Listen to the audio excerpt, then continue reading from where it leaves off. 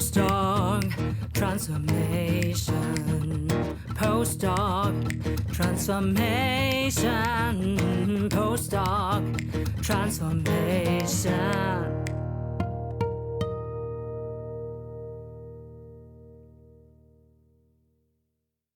Invest in your postdoc transformation. Welcome to the seasonal show for scientists leaping into business.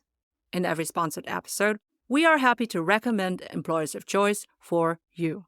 Make sure to check your readiness to leap out of science with us for free, as linked in the show notes.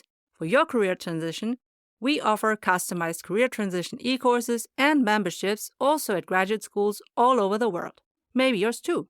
And if your university isn't yet our customer, enroll in your free email course for career transition made simple, as linked in the show notes. I'm your host, Professor Dr. Eleonore Soei-Winkels, with my team who is rooting for you. And let's build your postdoc transformation with this episode. To kick off Season 4 of our Postdoc Transformation show, I interviewed Dr. Kristin Eichhorn, who already informed you on the Ich bin Hanna movement to raise awareness for the precarious working conditions in German academia. Joining us for the first time is Dr. Amrei Bahr, who is the second of 3 co-initiators of Ich bin Hanna, next to Dr. Sebastian Kubon. Dr. Bahr is a junior professor for philosophy of technology and information at the University of Stuttgart in Germany. Check out her research on AI like ChatGPT and digital autonomy in science and education. In 2023, she was awarded by the German business magazine Capital as one of Germany's top 40 under 40. Join us as we deep dive into the urgent call for democracy in German academia. Dr. Kristin Eichhorn and Amrei Bahr shed light on the challenges, the risks, and the essential role each of us plays in preserving democracy. Get ready for a thought-provoking discussion that will inspire you to raise your voice and be part of Laute Wissenschaft. Stay tuned for an enlightening journey ahead. So, welcome to the stage, Dr. Amrei Bahr and also Dr. Kristin Eichhorn. Hi, it's a pleasure to be here. Yes, same. Thank you for having us again. So, to give a little bit of context, I would love Kristin to introduce us, early career scientists all over the world who are maybe looking into a research career in Germany, but also all the others who are already in Germany. What is the current situation in academia, Germany? We have to take a look at the broader social situation at the moment. Most of your listeners will probably know that we have a particularly dangerous situation for democracy right now because there was a report by Correctiv who brought into view a situation that there was a meeting at Potsdam where far-right activists, along with the AfD, CDU, and some others, were planning to send a lot of people out of the country that do not have a pure German background. So they have some kind of family background where people came from another country. So all these people might be in danger of losing their place in our society. And this has led to a huge movement where people go to the streets and demonstrate for democracy. And our point of view is that the research community, science, has been relatively quiet on the matter. There are a few messages by now. Step by step, there are universities and put out statements saying that we have to support democracy and diversity. It would be very important to talk about this, what that means, because democracy is not just a thing where science can step aside and say, well, we are neutral and we can just watch and it doesn't matter what happens outside. Yeah, and that was the reason why we came up with this new hashtag, which is Laute Wissenschaft, which you can translate to maybe either loud science or better even loud academia, because we said, okay, so we have all those statements by different people, by different institutions from all areas of society, be it soccer or be it from the churches or be it from companies and so on. But at the point where all those statements were already there, we were wondering, so what do institutions in academia actually do. And also all the people in academia were wondering, what can we do actually apart from going to those demonstrations and so on? That was something that we wanted to highlight, that also people from academia and also institutions from academia have to make very clear that this is dangerous for democracy right now and that we need to position ourselves in those debates. And once you have determined your readiness to leap and want to transition into business or industries, then you can enroll in your free email course with 10 actionable, bingeable email lessons until you start your job in business. You'll get 10 emails like this. Number 1, how to leap out of science. Number 2, how to build your sustainable LinkedIn profile. Number 3, how to read social media and network. Number 4, how to research your favorite jobs and employers. Number 5, how to do informational interviews to get insights. Number 6, how to create your customized applications with ChatGPT.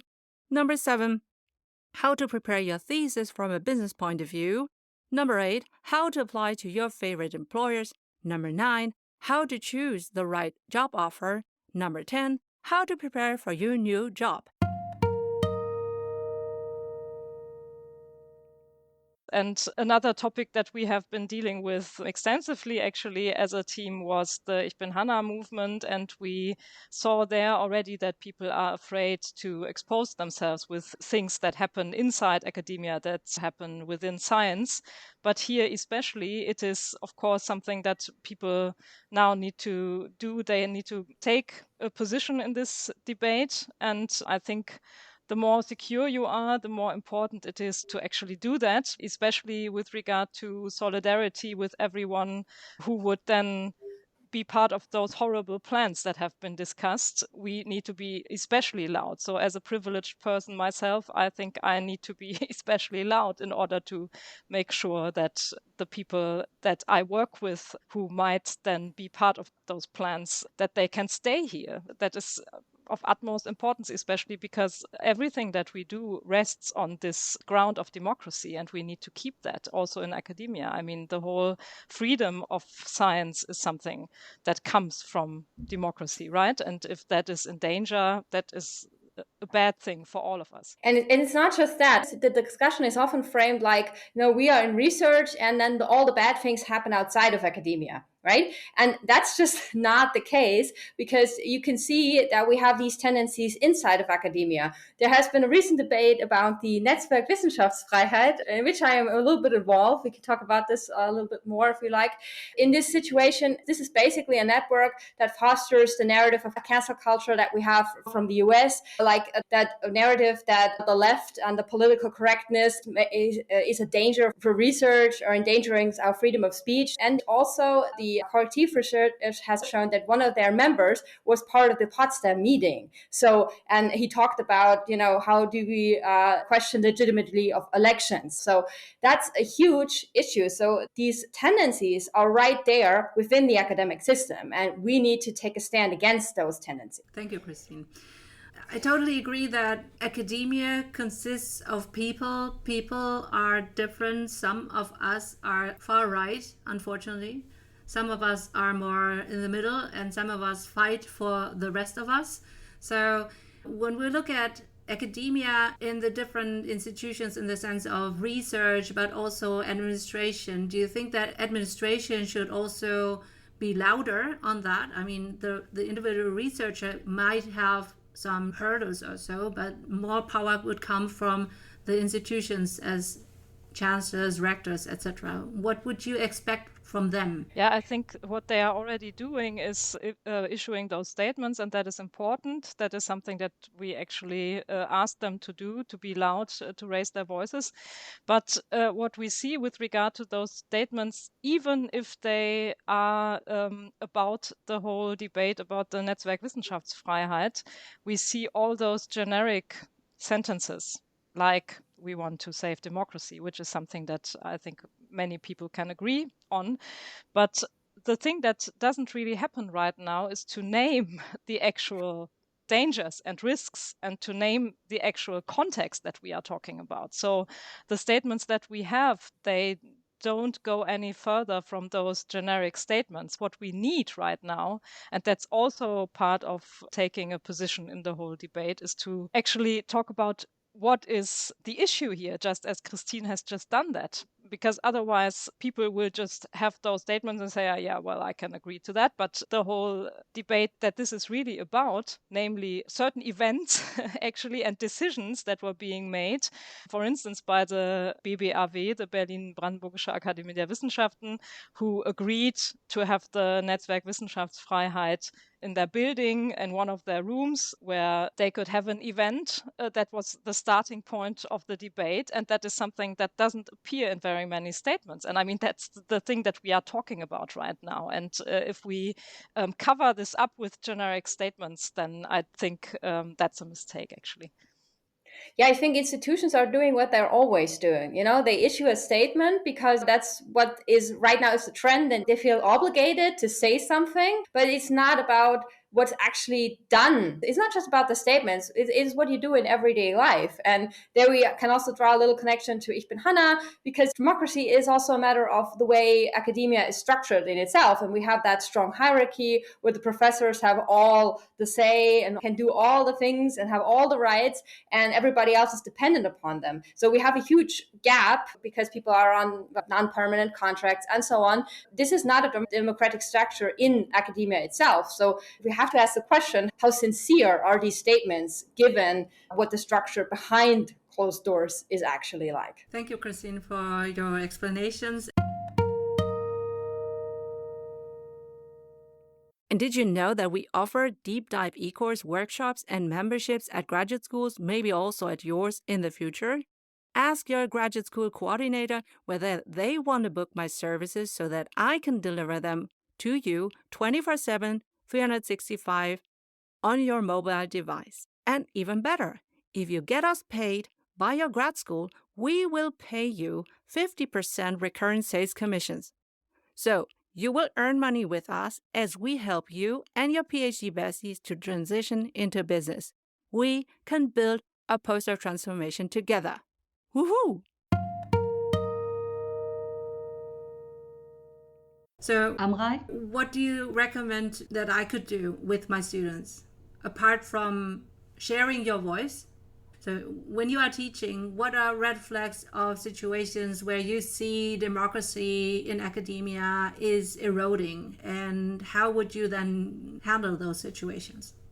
Well, I think the students are very active in fighting to save our democracy, at least the ones that I've talked to. And I think it's a good thing to give them space to talk about what they worry about. And I had the feeling when I did that, they also worry a lot and they also do a lot. For instance, they have their own initiatives, they have their own forms of protest. And it's a good thing to share that, because then maybe other people will join them to discuss what we can do in order to save our democracy. It's very important to do all those protests, of course, but there is so much more that we can do, especially as people who are teaching at universities, because we are people whose voices will be heard, either in teaching or when we, for instance, give a talk somewhere or science communication or something like that. I think it's important to just raise this issue and say the reason why I can do what I can do is that we have this democracy that I'm standing upon. And if this changes, actually, then that would have bad consequences, not only for the whole society, but obviously also for academia. And therefore, I think everywhere where somebody puts a microphone in front of my mouth and lets me say something, it would be a good thing to remind everybody that we all need to fight for democracy. Thank you. So now when we're looking at the whole debate about democracy and science, I admit that I haven't been loud, even though I'm a professor since 10 years. I'm a woman, I'm a mom, I'm a person of color, and I try to play by the rules. For many years, I tried to be neutral and to be very objective and not to be personal and everything like that. And I agree with your students when you say they want more. It's not just about the professorship as a position, but also it must be filled by values. So, Kristin, do you think do we need to come out of the box and position ourselves as well? That is exactly right. What you're hinting at here is that a lot of professors, because they are Beamte, so they work for the state and they feel that they are obligated to stay objective and neutral. There's this so-called Neutralitätsgebot. However, if you are a professor in Germany, your obligation is, of course, to the Constitution, to protect the Constitution. So if there are movements or developments in society that threaten the working system and the Constitution, then you are actually obligated to step up and do something about it. That's not a problem. What you cannot do is address particular parties or advertise for other parties. So that's something you shouldn't do. But what you can do is, of course, stand up and say, here's a particular development that is dangerous for all of us, and that is something we have to do something about. And I think that's particularly true if these developments come from an area within science. So we are all so used to being objective, but you should not forget that the enemy will not play by those rules. They will not be objective. They're ignoring these rules. So if we step back and say, oh, I can't do that, then the other side is already winning because they're not playing by the rules. Absolutely agreed. We should teach our students and then early career scientists to have a voice. I feel that in my generation, I'm 42 years old, I was socialized by professors who were not standing up. I'm really happy to have you both here. I think that you represent a new generation of aspiring professors who I want my own children to look up as a role model. And that's why I'm sharing my stage with you, so that you can let us know how we can better our leadership within academia. So what are the rules and which ones are bypassed by certain voices that erode democracy, Amrei? I think what Kristin pointed out excellently in her piece on the blog by Martin Viada was that we have a certain confusion here. So people in academia tend to think that the rules that apply are the ones that we are used to in science, right? So we will convince other people if we have good arguments, they will be convinced actually. So we have this open discussion, and that's the thing that we are doing.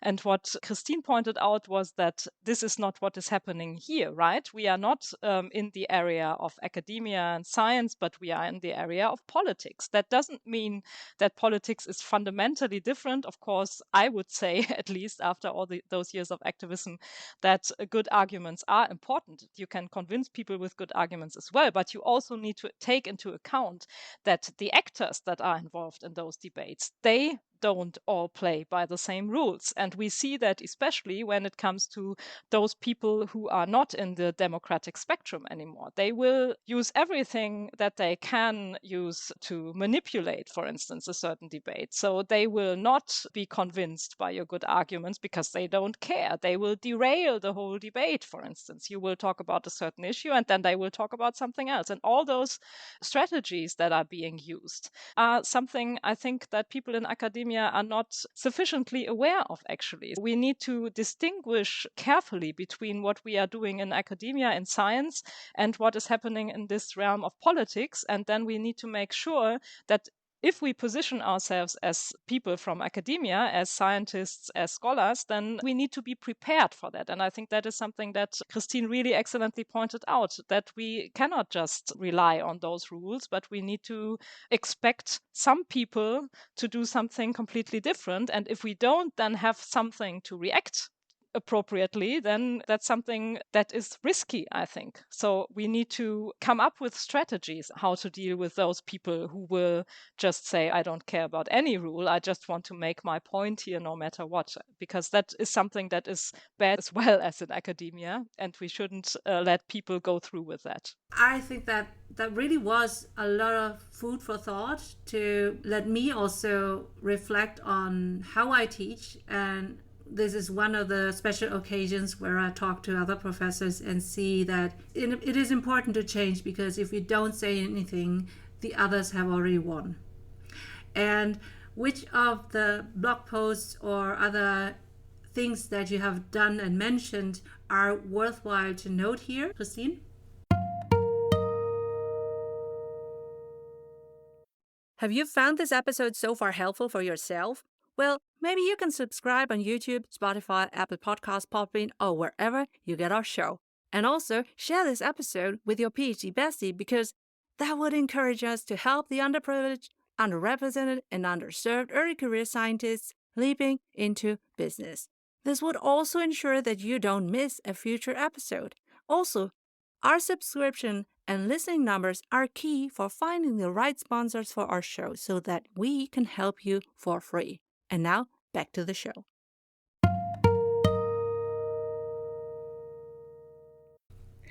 I think the whole debate about this situation in the Berlin-Brandenburgische Akademie der Wissenschaften, I think that's noticeable. So there were 2 blog posts on Viada, one by me, and then the response by the president of the BBAW, Christoph Markschies. And there are other parts of the debate. Geraldine Rauch, the president of the Technische Universität Berlin, has said something about it. So all these things are in German, sadly, so we don't have much English-speaking material yet. Definitely, you should check out Amrei's newsletter, because there's one newsletter where she sums up the whole debate, but she will probably, I assume, be writing about this issue more often in the future. So check that out. And I mean, it's not that difficult today to find an app that will help you translate it into English in case you're not so good with German. So I think that's probably a good strategy to stay up to date. Yeah, and also what you can do is follow the hashtag Laute Wissenschaft. That is also something you can not only follow it, but you can also post things. For instance, if your university or research institution issues a statement as well, we try to collect all of them with this hashtag. But also if you do yourself something that you would say is Laute Wissenschaft, is raising your voice for democracy, for instance, in teaching or in your research presentation or whatever, then you can also indicate that there, because other people might be inspired. And that's, I think, also a good thing, that we work together there. And that is something that we have seen excellently with the whole Ich bin Hanna thing, that people are a community, they share what they are doing, they support each other. And I think that is something that we can also do here, and it's very important. And we can even do it here with many more people, because it's something that is not something exclusively about people in academia and their job situation, which of course also affects other people in society. But here we have something that is obviously something that we all should care about. So we need those broad communities, and we need to share our experiences, share if we have good ideas, then other people might be inspired. And I think that's also important. Perfect. And I'll make sure to link all the things that you have mentioned, the resources, but also the hashtags, or all your social media channels. I will link in the show notes, so make sure that you find them. And I absolutely agree. I'm also one of the recipients of Amrei's newsletter, and every time I get this, it's really like I hear the voice of someone who should be heard and who makes a difference. And I hope that with this episode of the Postdoc Transformation Show, we make a difference, especially for those who live in Germany, who are impacted by the whole issue of eroding democracy in German academia. And just in case you are now curious about Ich bin Hanna in Germany and the episode with Dr. Kristin Eichhorn, I want you to listen to this bit. You have to know that Ich bin Hanna is originally a Twitter campaign that I've done with Amrei Bahr and Sebastian Kuborn. It's important to know that Ich bin Hanna means I am Hanna. The question is, who is Hanna? Hanna is a character from a video that was done by the Ministry for Education, and they were trying to explain the law that gives way to hiring people on non-permanent contracts in research. Because in Germany, there's a specific law that allows researchers on non-permanent contracts for 6 years before their PhD and for another 6 years after a PhD. This is an employment situation that would not be legal in another field. This is specifically for researchers. They presented this whole situation in the video like this is a really great thing. Innovation is necessary, needs fluctuation to come through. And then they had this nice phrase where they said, one generation should not clog the system. Basically, we all just have to leave science in the end. So another generation has the great chance of experiencing that work environment and get their PhDs and other qualifications. A little bit about the situation and the way we work. The short-term contracts, sometimes people are hired only for a year or just a few months. If you're lucky, you get a 3-year contract. And that situation can last very long in your career. Most researchers, if you stay in science, will probably end up in their mid-40s, and they either find a professorship, which is hard to do, or they drop out and then they have to find another job.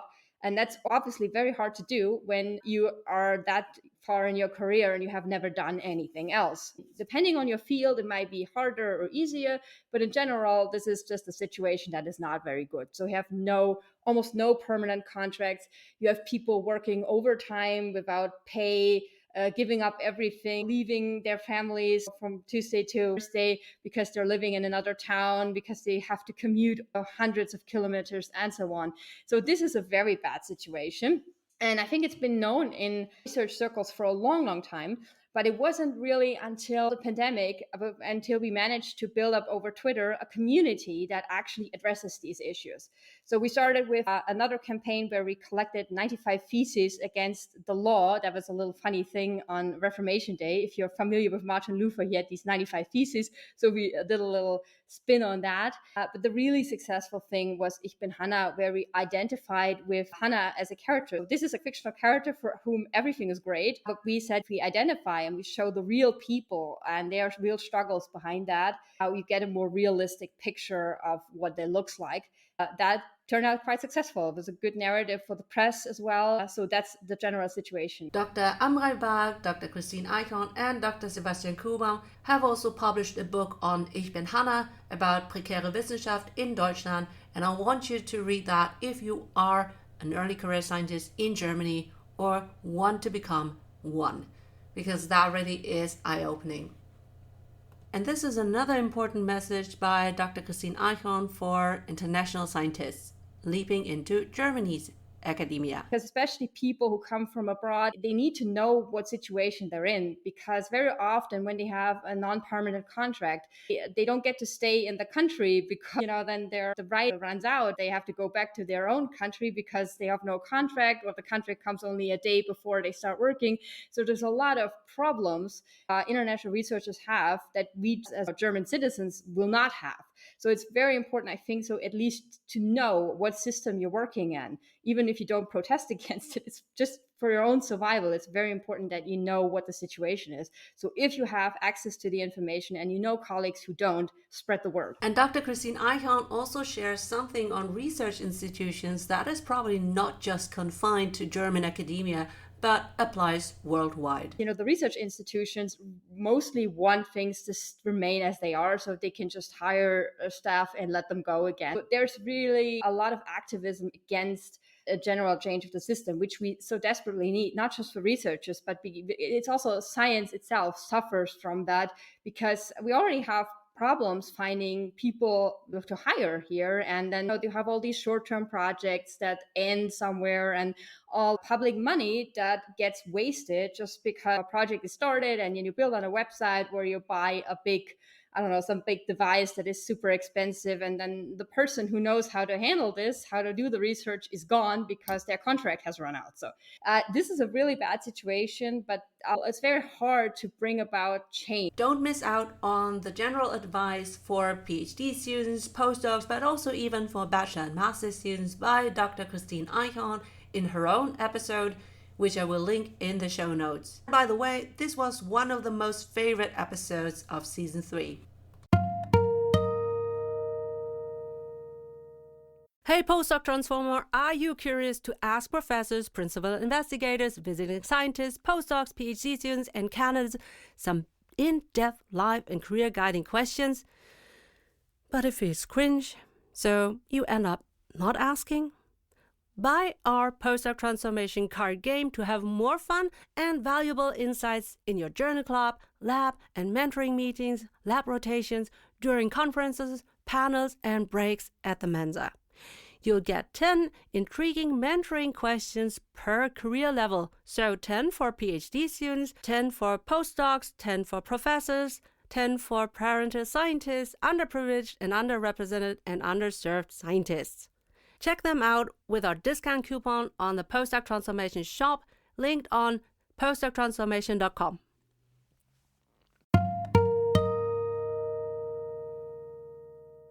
Remember, you are a postdoc transformer. You are highly intelligent, well-educated, a bachelor, master, and maybe you have already your doctor under your belt, or you are a postdoc.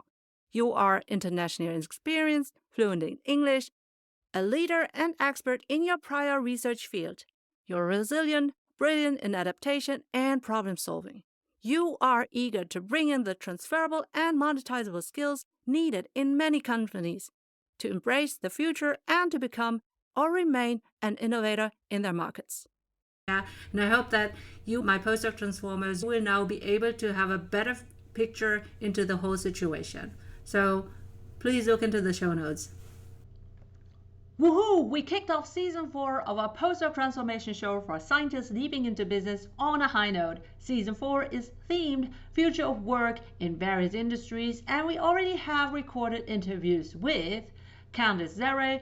She represents PharmUni and also will be discussing the future of work in HR, and that will be also interesting for every scientist who wants to leap into the biotech and pharmaceutical companies of the world.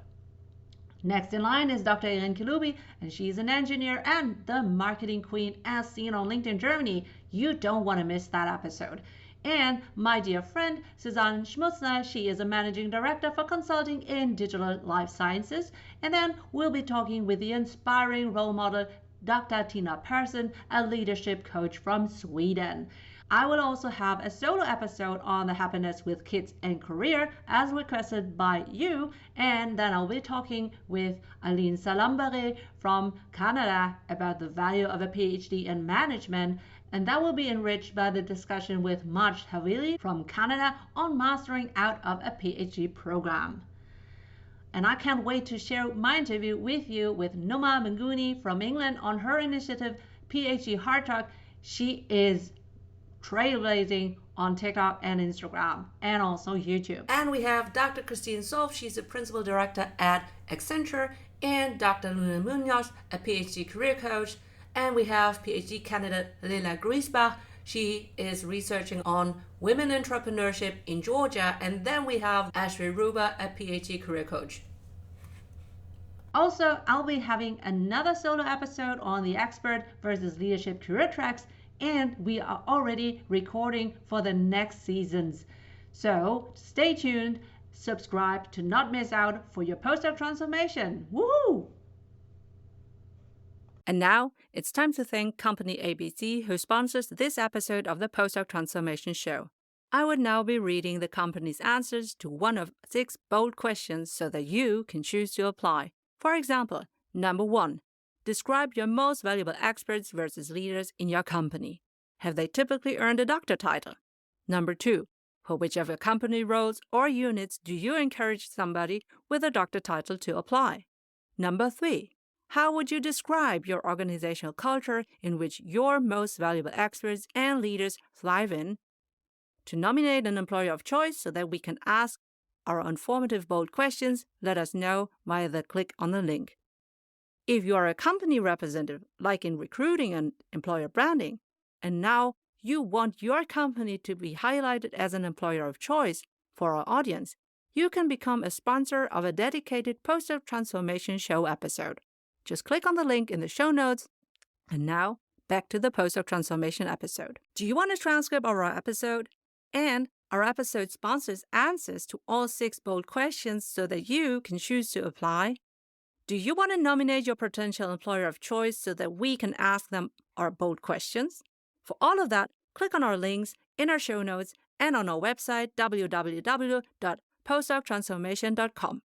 Remember to check your readiness to leap out of science and to enroll in our free email course, Career Transition Made Simple. Thanks for your attention. I'm Professor Dr. Eleonore Soei-Winkels, the host of your seasonal Postdoc Transformation Show. Postdoc Transformation.